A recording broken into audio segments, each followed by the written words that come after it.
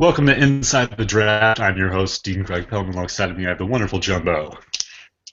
Hello. All right, so we're just going to get straight into this because we don't necessarily have that much time. So let's go, starting out with the first overall pick, the Seattle Seahawks. They need everything.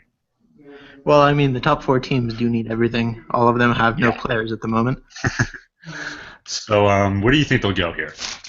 I think with the top pick, there's two options. You either go quarterback, so you can pick Devereaux or Wiegert, or you can go with the Mhm. defensive end, Curtis Lewis. He's 83, 6'8".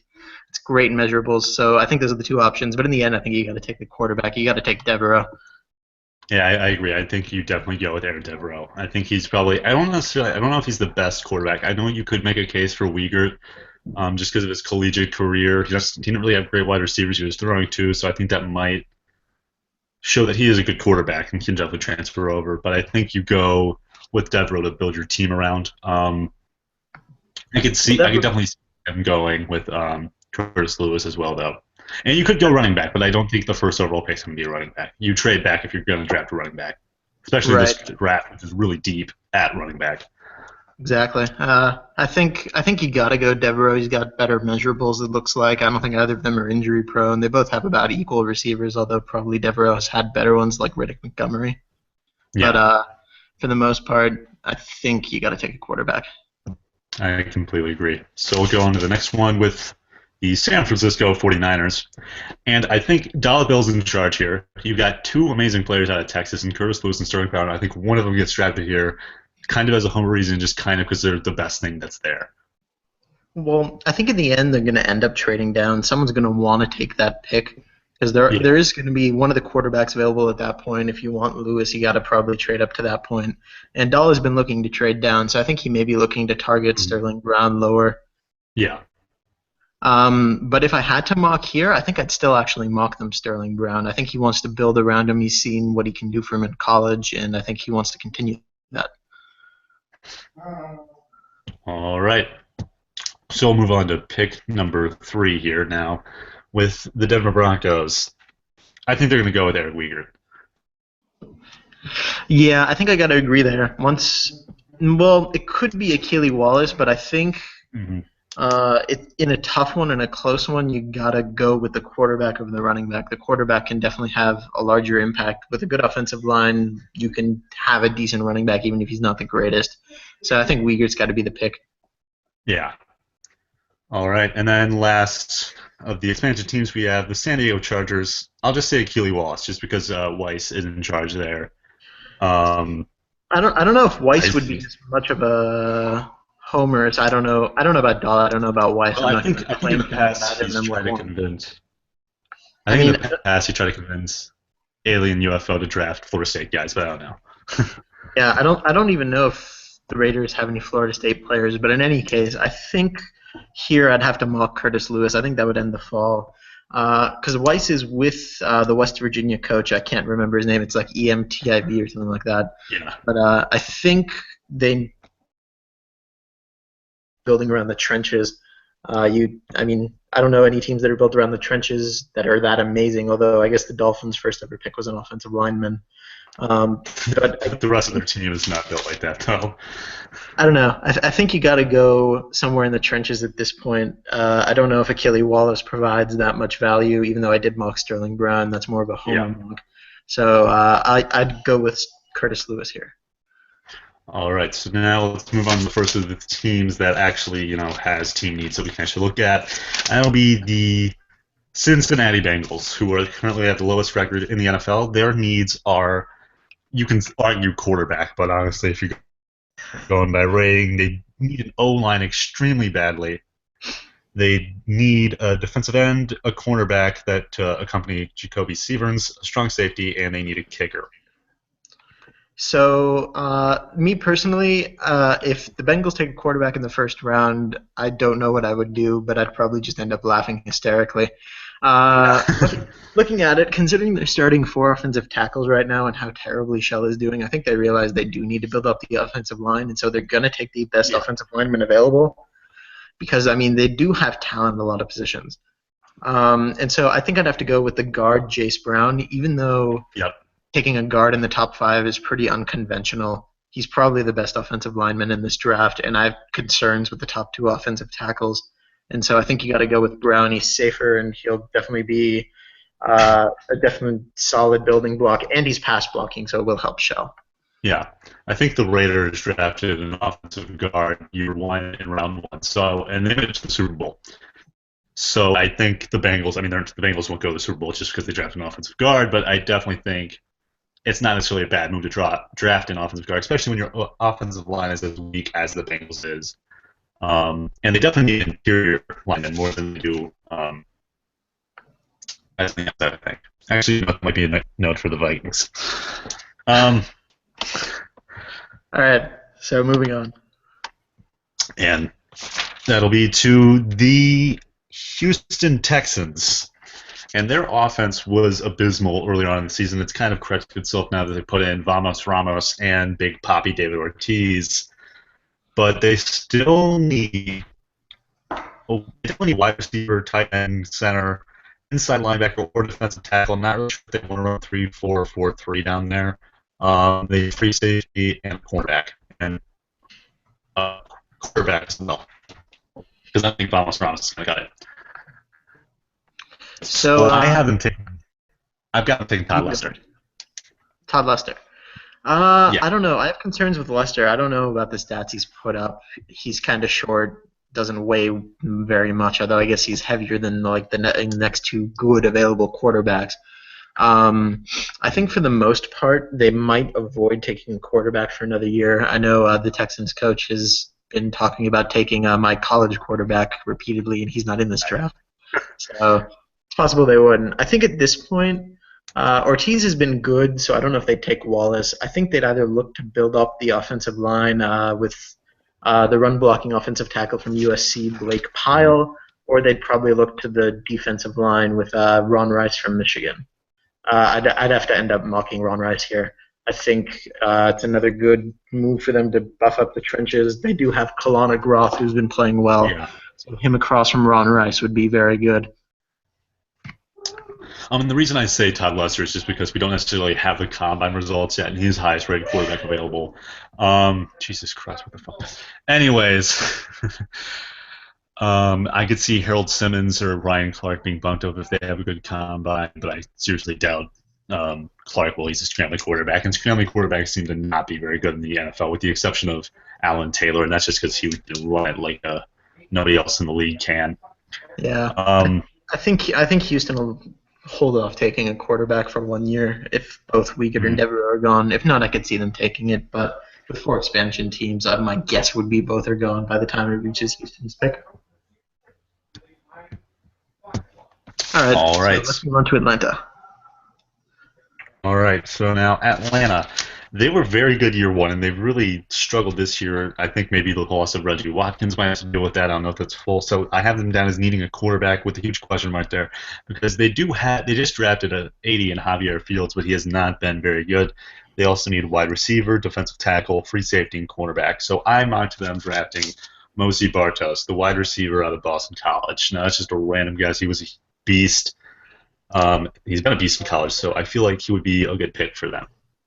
I'd have to agree. Looking at Fields, it may be a little early to give up on an 80 overall at this point, even if he has struggled. Atlanta's offensive line isn't very good outside of Tom McKelvey, and their receivers are they have a bunch of 68s and 69, but their top one's a 74, and then after that they only have guys in the 60s, and that can be a problem for a quarterback. So I'd have to agree. I think they take Bartos. The only other option would be Cap Christian, but barring a great combine, he hasn't done much in college, so I can't say he'd go above Bartos. Yeah, I agree with that. So next up, we have the New Orleans Saints, and I have their number 1 draft, or their number 1 need down as hiring a better team doctor, because they have lost. They've gotten 3 of their best players injured, or 2 of them for the season, or no, extremely long times. Alan Taylor and Kevin Richards were both injured. Taylor wasn't injured for the year. So they also need offensive line help, guard and tackle. They need an outside linebacker, a kicker, and a punter. So I think the Saints will go with Skip Gibson in the first round. No, I think I'll give him Matt Bogle, my offensive tackle. I'll say they'll pick him because Kareem needs some more protection down there. I don't know. I think the thing with Matt Bogle is that he's 6'1". I don't know how that's worked out in college necessarily, but a 6'1" offensive tackle is worrying. I don't know how much measurables actually impact his sim, but I Yeah. think teams in the top 10 will be worried enough that like we don't know enough about linemen that they may, try to avoid it. And so Mhm. I'd have them taking the outside linebacker Kenyatta Henderson from Ole Miss. He's been insanely good in college, racks up the sacks, and he'll be a stalwart there. Yeah, that's a good pick. All right, so we'll move on to the New York Jets. I hate this team. All right, their needs are offensive line, defensive end, even though they have Elvis Brum. I think they need someone to accompany him. Defensive tackle, strong safety, and kicker and punter. Okay, you want to talk about it first because I mean, I have an idea, but maybe you should just say All your right. stuff first because I'll dominate it. Okay, so I don't really know. I don't really know if the top need is. I think they might want to go offensive tackle here. I Mm. mean, they also need a quarterback. So, because I mean, I like Kotar. We all love Kotar. I think we can all agree. Aaron Kotar is the best quarterback to have ever played collegiate football, but he hasn't really panned out at the NFL level. So I don't think you go quarterback here. I don't. I think you might have to roll with Kotar for another year unless Rome really, really, really badly wants Kotar, which he might. Um, so I'll say best offensive lineman available or defensive lineman available because I think you also need that too. Let's just say my other offensive tackle and Quinn Bowman. That's Looks weird spelling. Bauman, I guess. I don't know. Yeah, I don't Uh, know. I think you pretty much covered it. I mean, there's a ton of different ways we could go with this pick. I think if Devereaux and Wiegert are gone, we'd consider Lester. We'd consider Simmons based on the combine. Um, Other than that, I don't know. I think I'd have to mock us an offensive lineman for now, just to help out Yeah, Carano in the run game and Keel in the run game. And yeah, so, Kotar in the run game. yeah, I would mock since I think I'd actually have to go Quinn Bauman as well. I don't think I would take Yeah. Matt Bogle in the first round if I'm being honest. All right, so let's move on to the next team, Tampa Bay. They have a lot of holes, if I remember correctly. They need help at running back, wide receiver, offensive guard, center, inside linebacker, and cornerback. So not as many as I remembered. Um, I think there are going to be. I think there might be even more running backs that wind up declaring if there's another round of early declarations. I'm not sure if my board actually has all of them either. Um, so I'll say, you know what? I'll say they'll draft a cornerback here. Let's say they'll draft Matt Cowan, the cornerback out of Wisconsin. Yeah, I think there's a lot of ways they could go. I mean, they performed really well to start the season, and now I think they have like a 5-game losing streak, even though they started at 4-0. And Hmm. so there's a bunch of different ways they could go with this pick. But I've left Achille Wallace for this long, and I think at this point he'd probably be the best player available, and their running Yeah. back is not very good. And so I think they'd keep Achille Wallace in the state of Florida. So Wallace to the Bucks. All right. So let's move on to the next team, the New York Football Giants. Now they're a pretty solid team. They need center, offensive tackle, defensive line help, um, outside linebackers, strong safety, and quarterback. So I'm just gonna say they're gonna go quarterback run here, and I'll say they'll draft DeAndre Ball Hawkins, DeAndre right, Ball. as I affectionately call him. Yeah, I mean, there are some ways they could go with this pick. I'm not sure how often, not Simmons. I was looking at the chat. How often Wheeler's been sacked this year, but I know he's been Mhm. performing well. I think they may consider his receivers adequate, so I don't know if they'd go receiver with someone like Richard Yeah. Frazier. And so I think I'd have to end up mocking them, someone on the defensive line. I think they might take the top defensive tackle available, but it actually looks like they're better DT than DE. So I'd have them taking Ulysses Smith from Penn State. Yeah, that's a good pick. All right, so next team, the Indianapolis Colts. They are weak at offensive guard, wide receiver, defensive end, cornerback, and punter. So they have very few holes actually. They're pretty solid all around, but so they could definitely improve some other places as well. I'd have them go wide receiver, I think, because their wide receiver core is really just average everywhere. I'll say they'll go Cap Christian. He hasn't been great, but I kind of just think that's where they'll go. Yeah, they could go receiver, but I think they have two solid ones right now that might progress to where they think they don't really need a third one. And they do kind of have a hole at second corner, it looks like. So I think I'd have them taking, looks like they go man. So I think they'd avoid Cowan and Davis and skip right to DeAndre Hawkins from Ohio State. All right, yep. My boy. We'll move on to the next pick then. That is the Cleveland Browns, the greatest football team in the land. They have holes. Cleveland? Factory of Sadness. They have holes at offensive tackle, defensive end, inside linebacker, kicker, and punter. Do you want me to talk about it first, like you talked about Jets first? Yep. Okay. I think receiver looks set, quarterback looks set, running back looks set, but you might need some help at left tackle. I mean, 66 isn't cutting it. And the rest of the roster doesn't look that bad. So I think it'd either be the inside linebacker, Tom Henderson from Iowa, or the offensive tackle, I guess, maybe a guard instead. So maybe the guard Lamont Sheriff from Virginia Tech. He's an 82, so it'd be a good value at this point. So I'd go with Lamont Sheriff. I'm gonna say some of my favorites, and it's I personally, if I were in charge of Cleveland, and I'm not technically in charge, I'm just 1/3 of the voice. I really like 3 of the defensive ends. I love, and I hate saying I love Ron Rice, but I love Ron Rice. He's a hell of a football player. I love Ulysses Smith. I love Kendrick Drowns. So I don't have Ron Rice off my board yet. I'll mock him to us. Okay, I think that's fair enough pick. Yeah, because he leads. I think he has the record for career sacks, but I'm not 100% on that. Right. I think I might have mocked you a defensive end, but I don't know that much about Drowns, but he's your player, so maybe you do. Yeah, he's pretty good. Okay. All right, anyway. He's not the best, though. And we'll move on to the Jacksonville Jaguars. And they need O-line help badly. They have an absolutely abysmal... It's amazing to me that Alan Taylor isn't dead.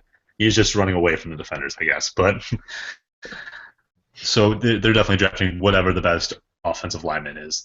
That's there. Right. Yeah, I'd have to agree. I think at this point, like looking at how Alan Taylor got injured last year, it definitely is a miracle that he isn't yet. I mean, they could stand to improve some parts of the defense, but I think it'll be important to Tabor to protect his quarterback. And so I'd have to have him taking Matt Bogle. I know I said I wouldn't put him in the first round, but I think passing up an 82 at that point who's pass blocking for someone like Alan Taylor may be tough for Tabor. He's an 82, and Salunas said that overall does correlate how good the offensive line is, so might as well take a chance at that point. Yeah, I'm going to give him Lamont Sheriff, the offensive guard from Virginia Tech. Just because. All right, so next up we have the Skaggsing Carolina Panthers. Ooh. They need help at quarterback. No, they need help at wide receiver, tight end, which is something Cade would argue, offensive guard, offensive tackle, D-line, outside linebacker, free safety, strong safety, kicker, and punter. They have a lot of holes. A lot of holes. Yeah. So I wouldn't draft wide receiver or tight end just because they actually do perform well. Their defensive line is horrible, and their safeties are horrible. So I think they'll definitely go with one of those. I'll give them Ulysses Smith here because I don't think I've mocked him yet. See, I think Cade loves Skaggs so much that he might be willing to spend a first-round pick on a receiver here, even though they do have Nomalini. And I don't know how Zimmerman's been performing. So they could take someone like Cap Christian to pair with Nomalini. Mm-hmm. But I think in the end, I would hope that they, improve their defense because they're not going anywhere until they do something for it. Right. And so I think they would either try to plug up their hole at defensive tackle, or I mean, they do have a 57 starting at offensive linebacker right now, so they might try to roll with W.M. Mitchell from Michigan. But I think I'd have them taking the defensive tackle Jeremy Miller from Texas Tech. All right. So next up we have the Baltimore Ravens, led now by Rome, so he's kind of more of a wild card. They need wide receiver, center, defensive tackle, outside linebacker, cornerback, running back, and quarterback. I guess he's not really more of a wild card than B2 Bomber since he never said anything. But so what do you think Rome will do here? I think it's tough to know what Rome will do here for sure. I don't think Rome is satisfied with Reggie Watkins, so quarterback is an option. They could take Todd Lester. I mean, Booker T. Washington has been impressive, but we don't know how the new the new system for running backs is going to affect him quite yet. But I think it's tough to say that Rome would give up on him immediately, considering how well he's performed.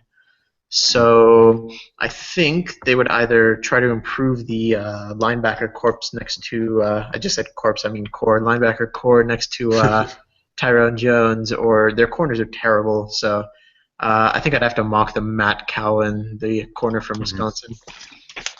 Yeah, now I don't see, because I think Rome might be the only person in this entire site who actually wants Kotar on his team. So he might try to trade for Aaron Kotar, which kind of throws everything into a loop. Because I believe he's discussing. He also wants Cleveland Merrill, I'm pretty sure. So that'll definitely change things up. That would happen. That'd be an amazing team. Cleveland Merrill and Tyrone Jones. Jesus Christ. But yeah, I'll give them Justin Davis, the corner out of Florida. He's 5'11", so that's not necessarily a great size, but it's pretty average. I mean, he might be like 5'11" in real life, so I don't think that's necessarily a terrible corner size. All right, so next up we have the Green Bay Packers. And they're a really solid team all around. They have a lot of depth at positions, too. Their only needs are offensive tackle, cornerback, defensive tackle, defensive end, center, and wide receiver. If I remember correctly, center might be the biggest hole they have, or it's defensive end. I don't actually have it. Looking at it, it's probably center. Also, they have defensive end Mike Taylor, who's like a 72. Yeah. Basically a Pro Bowler right now. So I don't know if they take defensive end. Yeah, I'm going to mock him Zach Hoff, Alabama center. He's an 81. Might as well. We drafted a center last year in the first round, and he turned out okay. So, I'll go with Zach Hoff. I think I'd have to agree with that. Looks good, pass blocking guy. He's 6'7", and he could definitely help out Jason Johnson. Improve even more, considering for number 2 pick he has been kind of disappointing. Yeah. All right, so now we'll move on to the Oakland Raiders. Their needs are fullback, which really isn't something you draft here. Offensive guard, even though they do actually have a really good offensive guard, and I believe I mocked one to them last year, and Alien UFO said he wasn't going to draft offensive guard in the first round again. They need a center, defensive end, outside linebacker, cornerback, and they need a kicker. So if he really wants to go Al Davis again like he did last year, he could try to draft a kicker and reach like Seabass. But I think I might give them the best outside linebacker available at the time. So I'd go with Kenyatta Henderson. I haven't mocked him yet. He's at Ole Miss. And he's really yeah, he is really talented. I think Alien will probably go best player available. He's a smart guy. He knows what he's doing, obviously. Well, so, I don't know if he goes BPA, though. I think he does his own thing.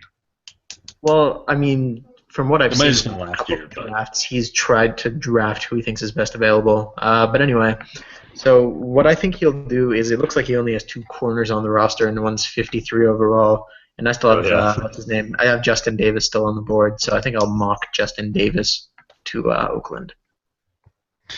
All right, so now we have the Detroit Lions. Their needs are, now I have the first 2. Quincy Turner's been pretty bad. Right. So I wouldn't be surprised if the Lions actually did draft running back, but I don't think you do it here. That'd be pretty crazy. Um, then you have quarterback, which is a question mark as well. Gerald Bright's been okay, but he's not been great either. Offensive tackle, offensive guard, defensive end, outside linebacker, and cornerback.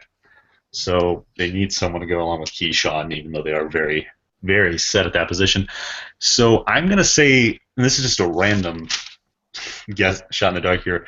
I'm going to say the Lions reach on Kadeem Martin here. I think Slinky really likes Kadeem Martin. I don't know if he's actually expressed that, but I think they might reach for Kadeem Martin here. He's really good. I think he leads the NCAA in interceptions right now. And I know the Lions might have tried to reach on a player last year. I think they tried to trade up maybe, or they were going to take Nick Hall. So it's kind of a Lions thing to do, I think. I don't think. I don't know if they want Lester. I think it's not smart of them to take a quarterback in the first round unless Lester has an insane combine. So they might have to roll with, I guess, Bright for another year. So I would consider either offensive line. I'd consider maybe a corner, but I think it's tough taking two corners in the first round 2 years in a row. That kind of sets you up in bad position.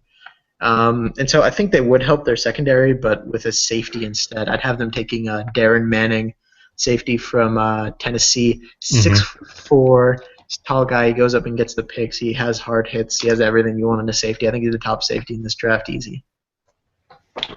Okay, so next up is the Dallas Cowboys. Is that right? Yep. Okay, that just seems off to me. Anyways, the Cowboys' needs are offensive guard, center, defensive end, defensive tackle, and outside linebacker. I think they're going to go with some help, some more help for Von Abraham. Just give him some more room to run so we can bump up that yards per carry and really show that he's a better back than Chester Benson if he wants to. I'm not going to get in that debate right now. I'll say they'll draft Jimmy Shelton, the offensive guard out of Cincinnati. He's run blocking. He's at 81, and he's a big man, 6'6", 304. See, I think the Cowboys might go for offensive line, but I think they might be pretty set with they have two solid offensive tackles and a guard, and I don't know if they want to take a center at that point, unless they want to be like the real Cowboys and keep taking offensive linemen. It worked. So I think the choices are either outside linebacker or defensive end. I think you would take the best player left between those two. And looking at this, it would either be W.M. Mitchell or Kendrick Drowns. And so I think they'd take Kendrick Drowns from Ohio State. Yeah. Like I said, I don't know that much about him, but if he's performed solidly, I guess he could work as a first-round pick there. All right, so next up we have the St. Louis Rams. Now, I have running back down as a need for them because I'm pretty sure Brady Sapp has been fairly mediocre in his run, and they would probably like to actually open up a running game so they could be more balanced. They could use help at fullback in the later rounds if they want to draft that, or UDFA.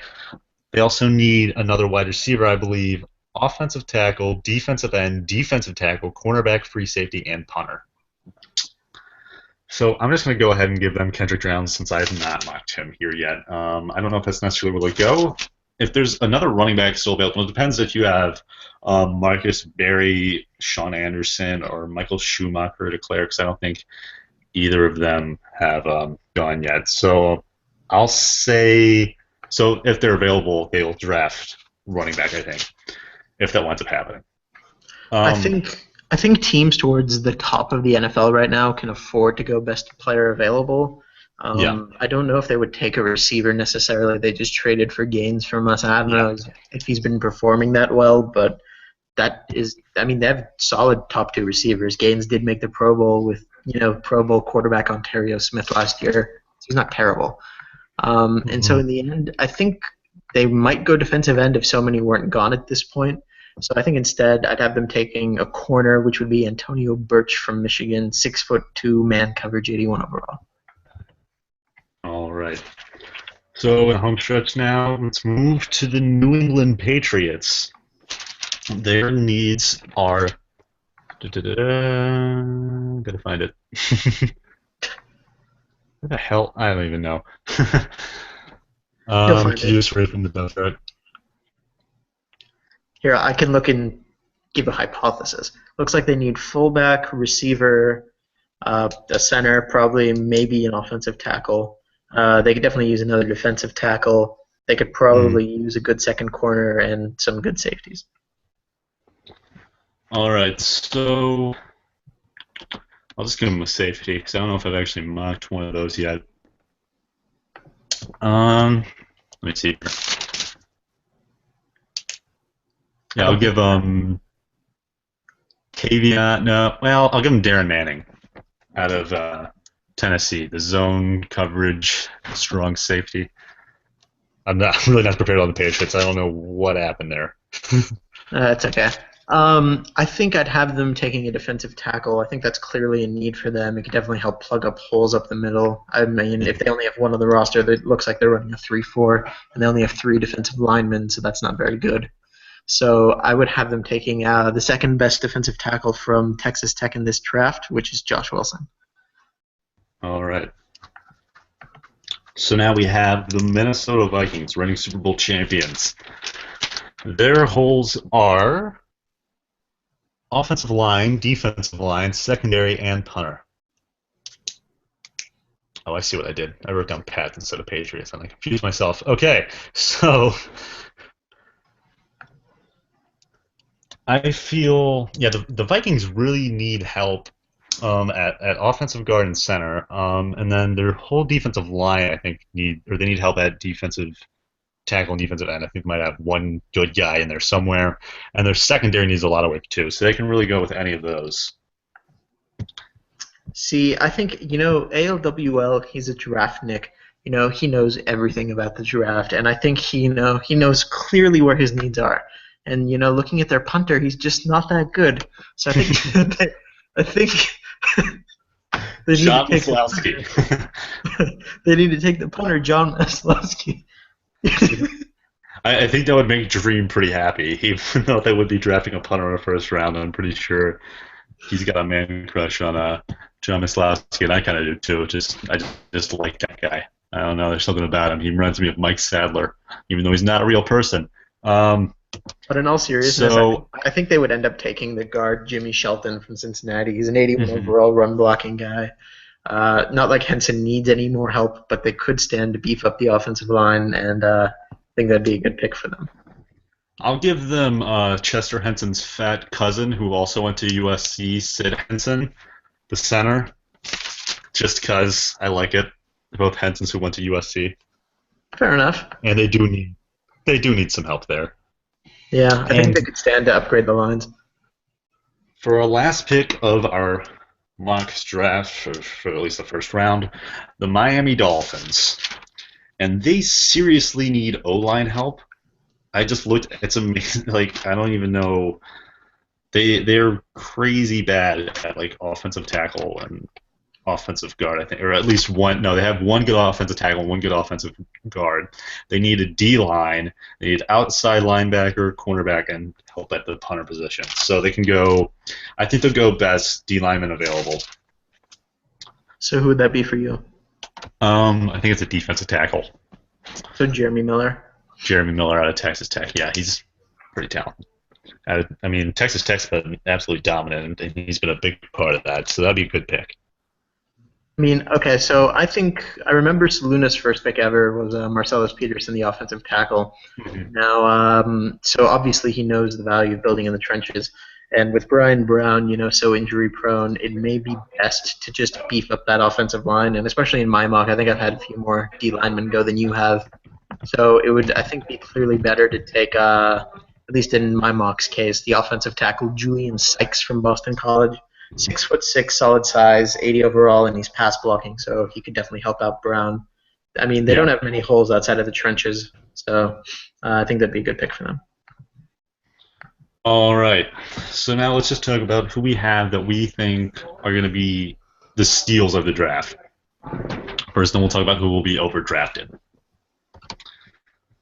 So you said the Lions would reach for Kadeem Martin. I think if that happened, like, that would be such an insane reach. I don't think I can even comprehend that.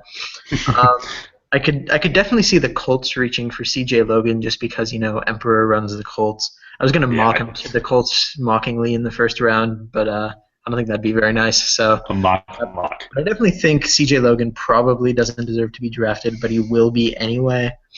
I think Fred Tyndale from Florida. He is Mhm. 81. He's a speed guy, and he does have bulk, but I don't know. Actually, you know what? He has been solid in college, but I'd actually put him as someone who may be underdrafted because no one's ever heard his name before. Yeah. I mean, he had that one crazy week against New Mexico or something where he put up like an insane amount of yards and touchdowns or whatever. I just remember his stat line being ridiculous, but it was still Yeah, New Mexico. and I still Um, think for receivers, I think Richard Frazier. He's 5'8" and a target receiver, but he has put up stats in college, so it's kind of tough to see where he would go necessarily. I mhm. think he may be overdrafted just because of his college stats, even though he's a 5'8" target receiver. But at the same Yeah, time, he could also fall because of the fact that he's a 5'8" target receiver, where he has proven that he can put it up.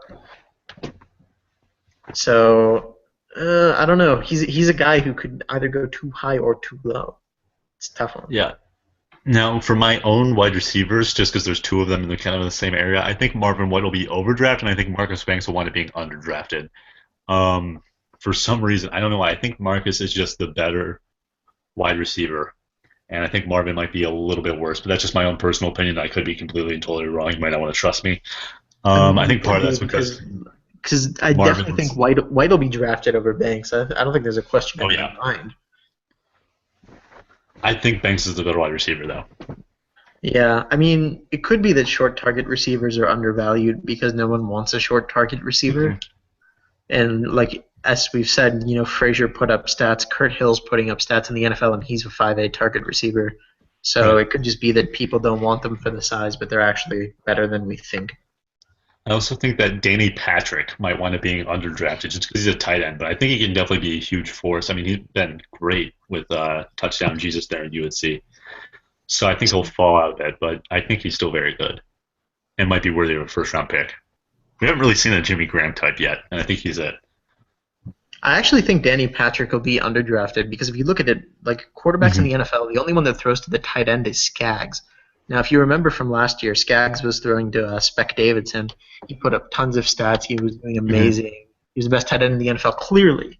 And the Saints Yeah, gave him a fat $8 million a year contract this offseason, and he has done jack since. And yeah, Skaggs is putting up stats with a 64 tight end Bob Mhm. Branch. And so I think it may be more some quarterbacks have the propensity to throw the tight end. And yeah, I think touchdown Jesus slash false prophet may be one of those. yeah, And so I think Patrick may actually end up being overdrafted just due to the fact that he's an 82 overall tight end, where yeah. I don't think most quarterbacks in the sim actually throw to the tight end. Yeah, I can see that happening. Now, I did say Kadeem Martin, and he's a 78, but I really think he might be the best cornerback in the draft. Because we've seen guys like that before, and they put up like amazing stats in college, and they still do it in the NFL. And I think Dean Martin will be another one of those people because I believe he leads the NCAA in receptions. And I kind of just want to not talk about him so he falls to the Browns in the second round or something. But I think someone might try to reach. So Yeah, I I think think. he'll be Sorry. overdrafted by rating, but it'll be worth it. You see, I think someone like I hate to do it to you, Dean. I think Matt Bogle will probably end up being overdrafted. I Mhm. mean, he's a 6'1" pass blocking offensive tackle, though. He is listed as the best one in this draft. To me, it's tough to take a 6'1" offensive tackle in the first round. Whether his wingspan is awesome or not doesn't really matter. We can't tell what it is. He's also like 340 pounds, so I don't know what his build is, but that's probably absolutely horrible. So even though he is Uh-huh. the best overall in this draft, I think because Saluna said in the past offensive line is mostly overall, people will overdraft him. But if you look at someone like Jim Otto, who was a first round pick in the first draft, he didn't even make the Pro Bowl last year. And he was a Yeah. first round offensive tackle. And so I think it's tough to just say it's only overall. I think there are factors that could lead to someone busting. And so I think Yeah. Matt Bogle may end up being a bust and overdrafted. And I think Todd Lester might fall to the Kotar disease just because, I mean, they're not, I mean, it's a very weak QB class. But I don't know who would take Todd Lester. I don't see anybody that jumps out at me and say, "Oh yeah, I think they'd take Todd Lester." I think someone might just reluctantly take him in like round 3 or round 4, just because he's still there. I agree with you, but I think a lot of it depends on the combine. So it depends on who looks for stats at the combine. But Yeah. like if you look at last year, Nick Hall won in the first round and he was a 79. So if someone like Harold Simmons from Notre Dame has a good enough combine, he could be a first rounder, even though he hasn't necessarily been that good in college.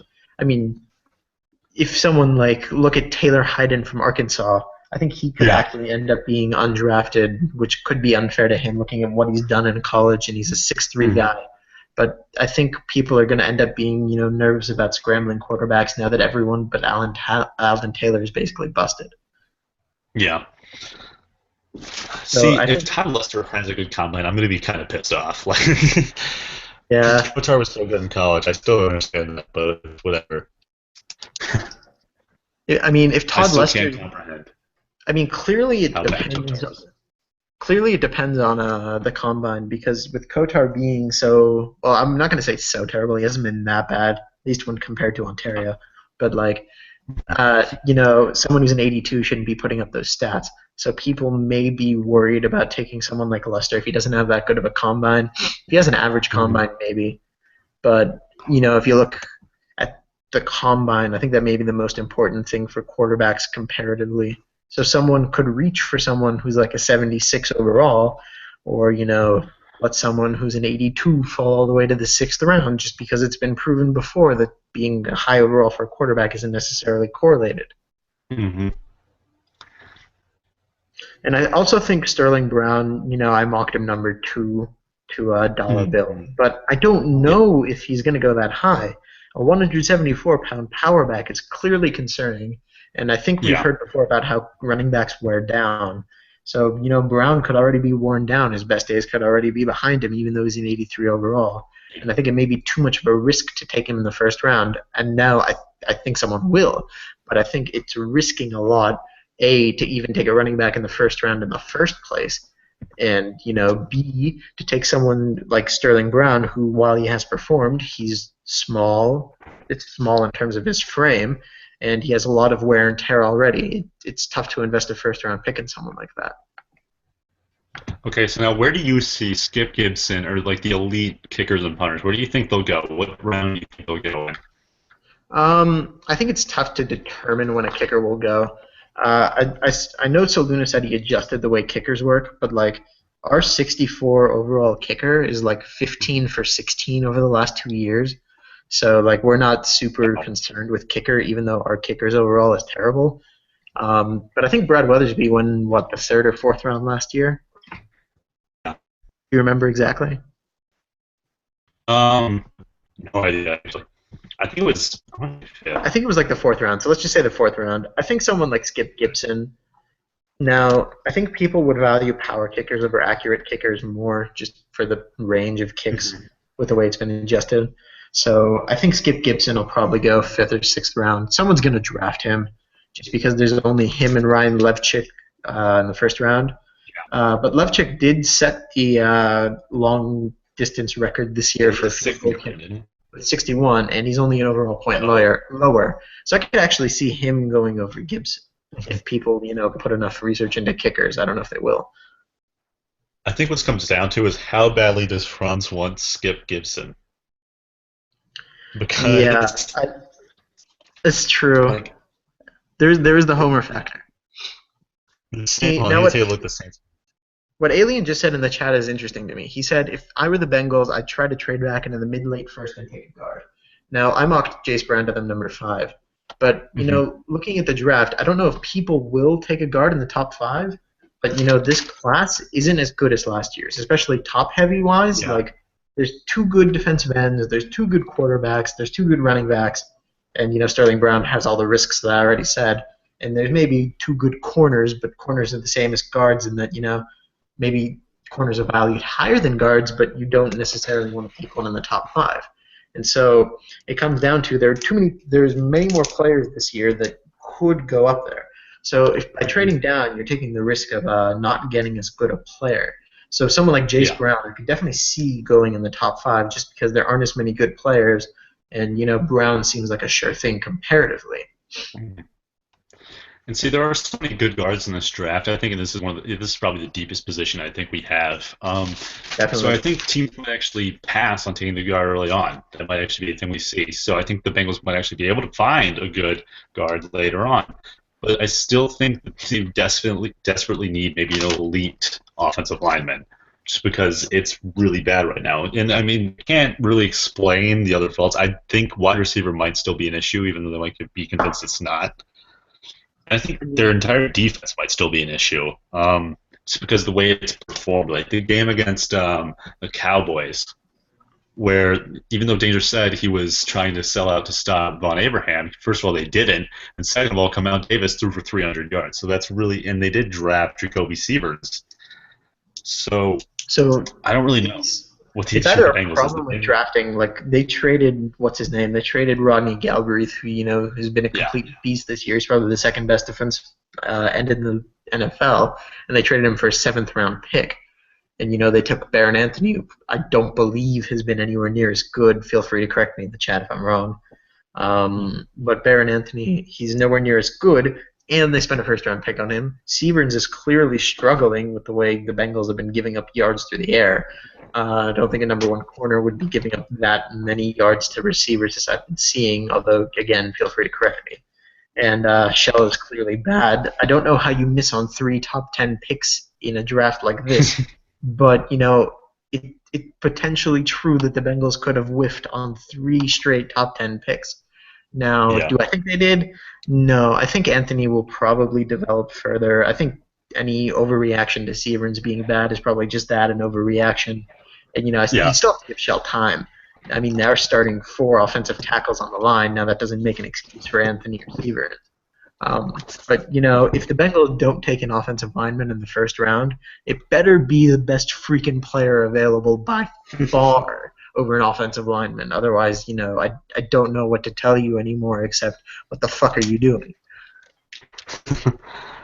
See, I don't even know, but like maybe it's just Danger's not doing the right game plan. Like I don't know mean, if like his defensive game plan is just off or something, because the Bengals, they confuse me a bit.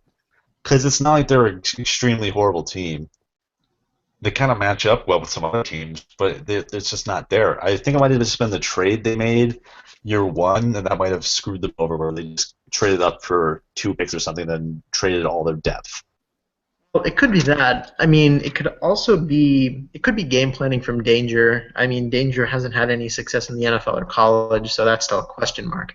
Although he did have some good upsets last year, so I don't think he's a bad coach. I mean, but it also Yeah. could be that overalls aren't as correlated to performance as we think they are for some positions. I mean, looking at Booker T. Washington, he's been impressive. We just to use an example from my team, because I can think of that many.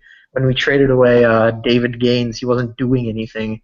And then, Mhm. our backup receiver, who's now the number 2, Michael Potts from Maryland, he's performing much better, even though he's lower overall and was an undrafted free agent. So I think it could be that, overall is the best measure we have, but it's not necessarily correlated to, this player is going to be the best player. I mean, you can even look at Quincy Turner on Detroit. He isn't doing anything, Oh and yeah. he's an 81 overall. Like, I think there's just some players with a good overall that bust, which I mean, I guess does make sense. Yeah. So it could just be that the Bengals did draft 3 busts in a row, which would be unfortunate for them, but theoretically it could happen. Yeah. Man, it's just crazy to me. Also, I'm kind of curious because there are a lot of running back names when you actually look at this draft that you see, and it's kind of like the big names from college football. Because like even the lower tier ones, they still kind of stick out to you. Like Dontrell Jackson, he's Boise State's running back. If I remember looking at his numbers from last year, I believe he had like 24 touchdowns or something, and like a 7.8 yards per carry. So that's unbelievable to me. I don't know how it'll transfer over to the NFL. I don't know how he's been doing this year, but I mean, I think look at he'd it be. this way, right? What's his name? The top undrafted running back this year was a 77 overall. So teams aren't going to like be drafting running backs like it's Christmas. But looking at the success of Booker T. Washington, teams may take a chance on someone like Dontrell Jackson who had success in college. It could be for that the running back position success in college is more important than we think it is, where, as quarterback, it doesn't mean anything, and you need to look at the combine. I'd also say like Brian Houghton, the Georgia running back, and then Lionel Dickinson. I think they also had very good collegiate careers, and Michael Duckworth. And I'm very curious to see. I don't know if I don't think I definitely upgrade my draft board here because I don't think it has the most recently declared players. But I don't know if there's going to be another round of declarations. I mean, like we don't know if there are, but if there are, I mean, someone like Jarius Jones could easily declare. I'm not 100% sure about who else would, but there are players who could declare. I think there's another running back that has to declare. I'm not sure who it is, but I think Schumacher hasn't declared yet, has he? No, but Schumacher's also been shut down lately, hasn't he? As far as I've been able to see in their games. If he played Penn State, I don't count that as getting shut down. I know Marcus Berry hasn't actually been that great lately either, and I don't know if Sean Anderson has either. So maybe that momentum will send them into another year, and I'd be very grateful for having Marcus Berry one more year. I kind of assumed he was going to declare early, but I don't know. It's just kind of interesting to me. I feel like there's still people out there that are going to declare. Also, Danger, it is kind of an unbalanced trade, even if you were freeing cap space for the draft, even though it did end up screwing you. It's still an unbalanced trade. Anywho, yeah. I mean, looking at the rest of these players, I think it's tough to say someone's going to be overdrafted, someone's going to be underdrafted just based on overalls. I don't know. I mean, there are some players where it's just positions of scarcity that someone could be drafted. Like defensive tackle, I think there's 15 of them. And only 8 that are 70 overall or higher. So someone could reach on a 70 overall defensive tackle just because they really need one. Center, I think only has 10 players. So if you need a center, you better be taking one. Oh yeah. Okay. Well, Weiss wants us to talk about the college playoffs, but this is a draft podcast, so sorry. ALWL wants us to talk about the Vikings and their likely punter draft pick. No, just kidding. He wants us to talk about the Vikings, so we can do that a little bit further. I actually end up having more time than I thought I did, so we can do this for longer. So I'm going to take a look at the Vikings depth chart real quickly, but if I remember correctly, the place that the Vikings need the most help is in the trenches. Well, yeah, and then the secondary, I believe, is also extremely terrible. I feel like their secondary is way worse than it should possibly be for a team who won a Super Bowl and might very well be going there again this year. It's incredible to me that they're as good as they are. It could be that I think with the depth at corner in this draft, they may avoid a corner in the first round and try to grab a good one still in the second. Because if you look at it, there's 5 guys that are 80 or above, and then there's still a 79 guy and a 78 guy. And the 78 guys could be Martin. So there is depth at corner in this draft compared to most positions. So they could wait on a corner. They could grab a safety like Darren Manning in the first round. But I still think – actually, you know what? Looking back at it, I don't know if guard is the best pick for them, even though that's what I mocked. They could take another receiver. They could stand to take another receiver. Yeah. I don't know that much about their receivers. The only name I recognize is Mark Walker, and I don't think he's been that good. So they could take someone like Cap Christian from Georgia Tech. They could take Richard Frazier. I don't believe Mosi Bartos will be available when they come around to pick. I think the Vikings definitely probably will be taking a defensive player, whether that's a defensive end or someone in the secondaries. It's really up to the discretion of the Vikings staff. But I think it'll probably end up being a safety or corner in the first round, and they could double dip in the secondary.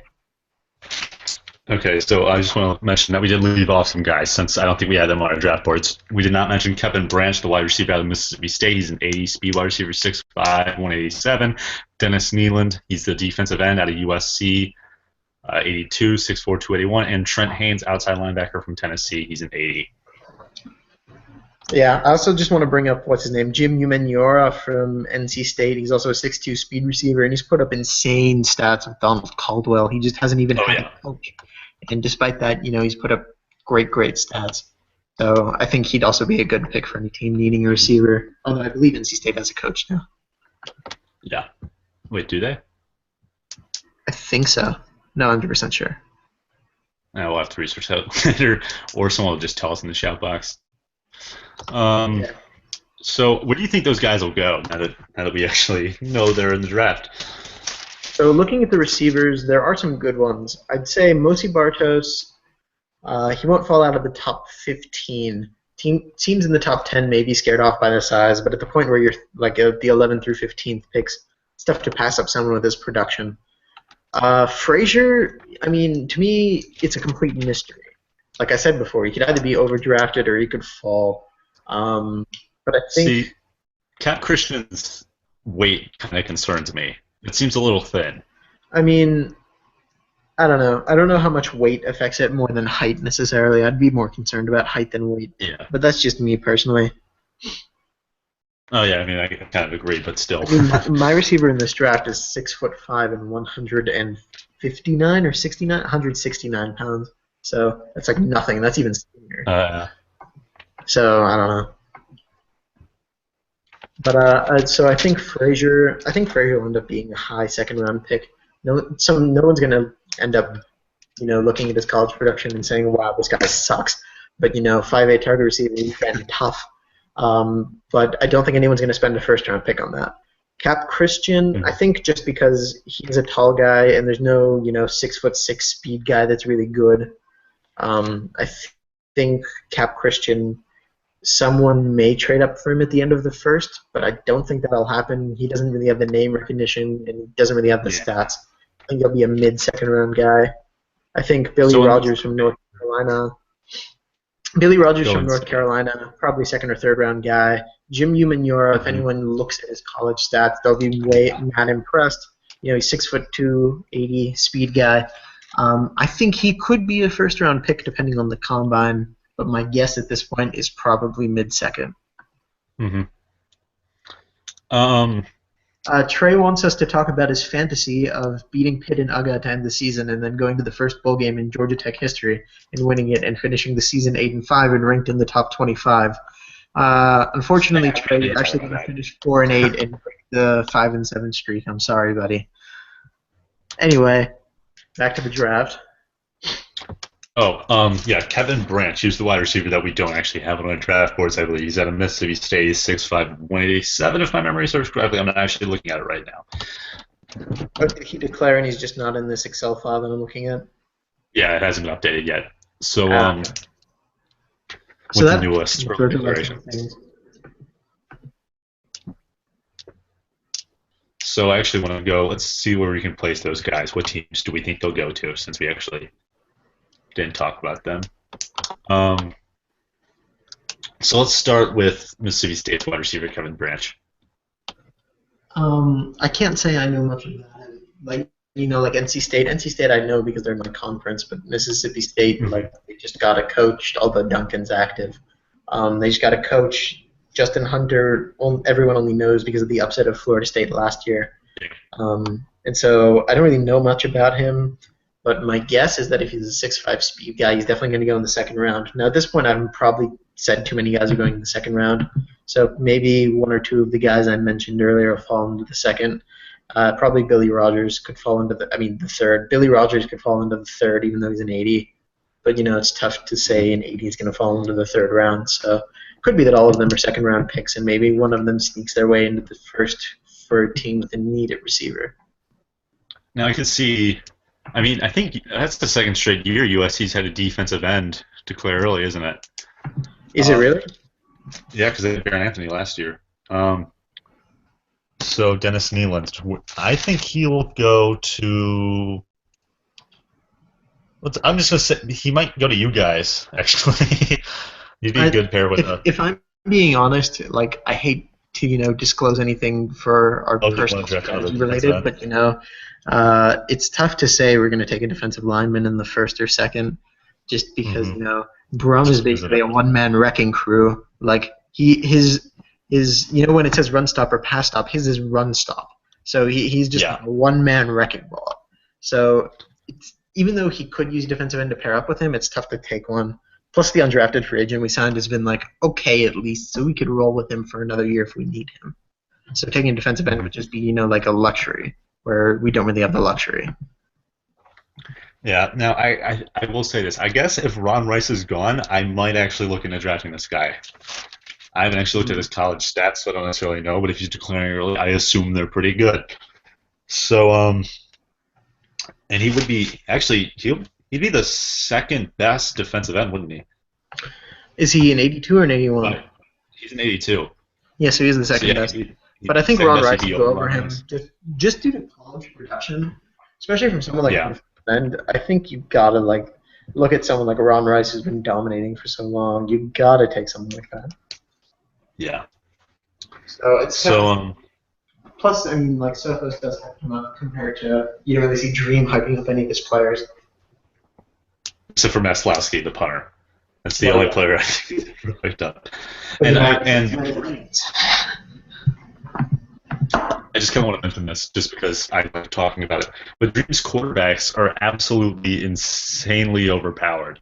I don't know what it is because even if you look at USC, like you think maybe they just have really good receivers, but they don't even have that. Like Mike Thomas has been like the best quarterback in college football, and it's not even like they've been like that good. So It's looking insane to me. at quarterbacks, how many do you think are going to be drafted? I don't think any have declared early, so looks like there's 13 total quarterbacks. How many of those do you think are going to be drafted? I don't know if you have the page open or not. I think you have to say each expansion team will draft a quarterback. So I think I'll say Harold Simmons falls to round 2, and one of them drafts whichever one doesn't draft Uyghur Devereaux, or which they'll draft Harold Simmons, and then maybe someone just decides fuck it, we'll go C.J. Logan. But I think that'd be a UDFA. I don't think that'd be a draft pick. So I'll say Devereaux, Lester, Uyghur, Simmons. Ooh, Someone will I don't know probably if take I'm seeing Ryan. Ryan Clark guess- is 180 overall, even though he's scrambling. Someone's going to take that guy. Yeah, I'll say they'll take up to Brett Bowlen, and that'd be the last person I think is drafted as quarterback. See, I don't know about that guy, just because I don't know about that guy, but He had big shoes to fill, so I mean, there's that. So like, anytime we look at Boise State stat lines, even if he did do pretty well, he's just been like, it's not Brian Brown. hold on, I got to be back. Just give me like 1 minute. All right, so I'll just cover. So again, if you guys have like any questions you want us to answer in the shout box, just feel free and ask us, because at least I have time to kill. I don't know about Jumbo, but so we'd be going for a little bit longer. Just to answer Trey, if you haven't figured it out yet, I'm Dean, and Jumbo is Jumbo, so that's who's on the show. And that's it. And it's not LD Owen Saluna, as ALWL stated.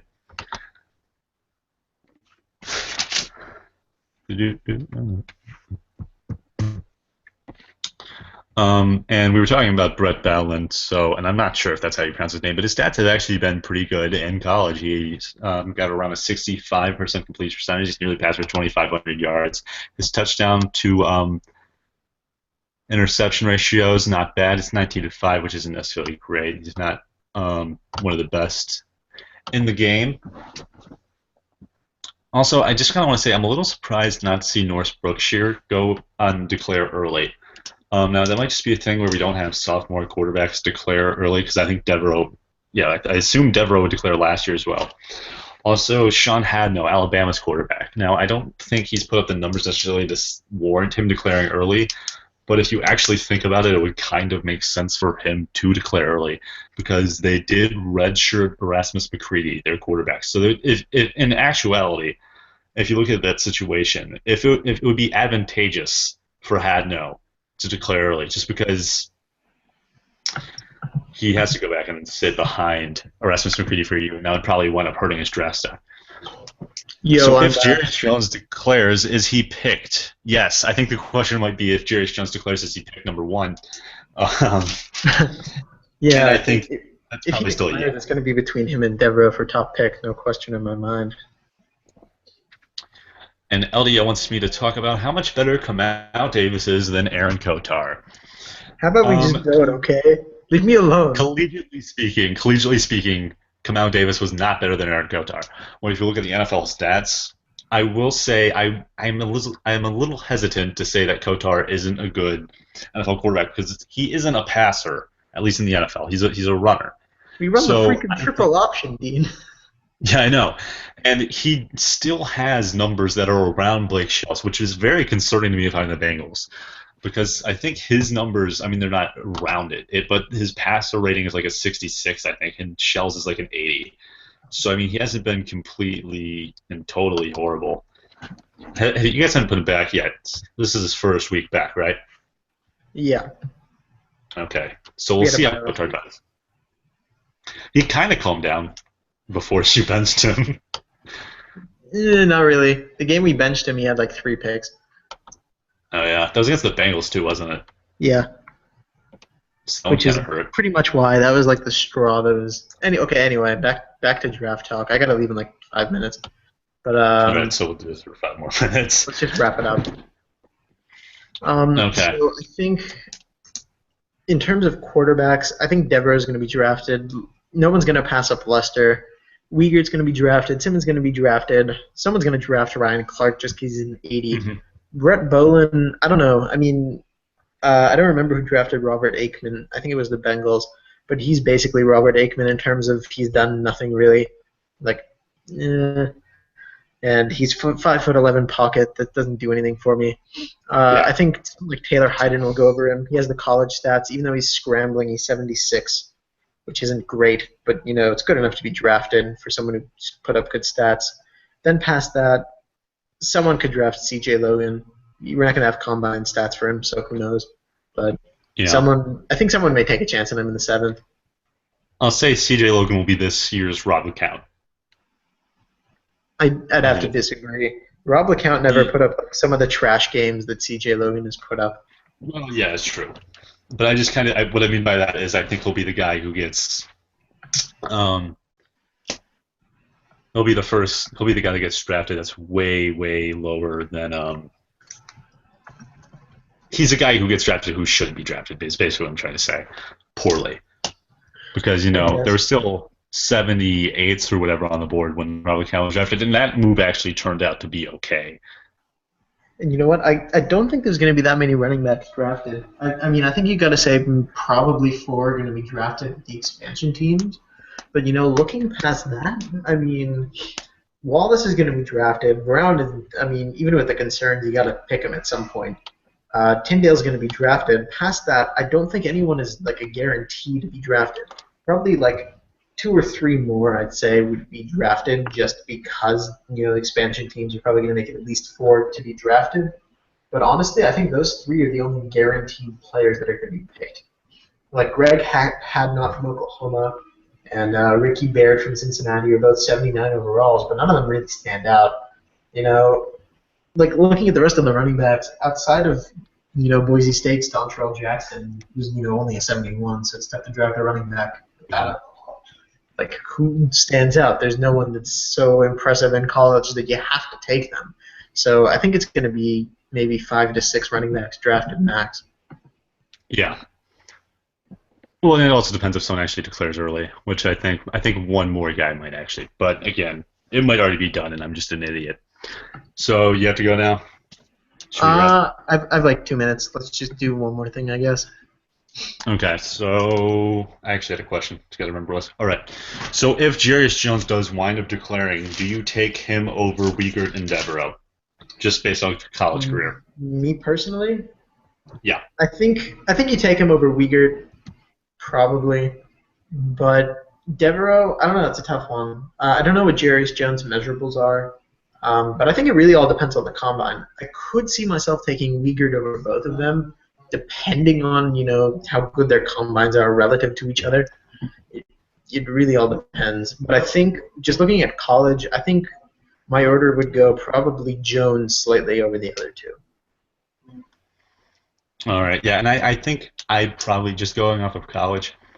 I think since Jarius Jones has been asked to throw it so much, if you just put him in a balanced offense, I think he would thrive. So I would say that I would draft Jarius Jones over those 2 just based off college career. And do you want to talk about Dean Porter really quick? Yeah, sure. I know nothing about Dean Porter. That's Dean my Porter? analysis on Dean Porter. Who's Dean Yeah. Porter? What I position? believe he's a wide receiver who played for SMU, and he was drafted by someone last year. I can't remember who. Let me take a look at this. I don't know. I mean, we can look at it quickly. He has 2 catches for 33 yards on the year, so he is a stud. And that was a solid Clearly. pick by Tampa Bay last year. He deserves more playing time. Come on, Tampa. I mean, 16.5 yards per catch. That's unbelievable. That My is 2 out of 2 receiver in college has more catches and yards than that. Come on. All right. I think on that note, we'll end it here, I guess. It's been fun.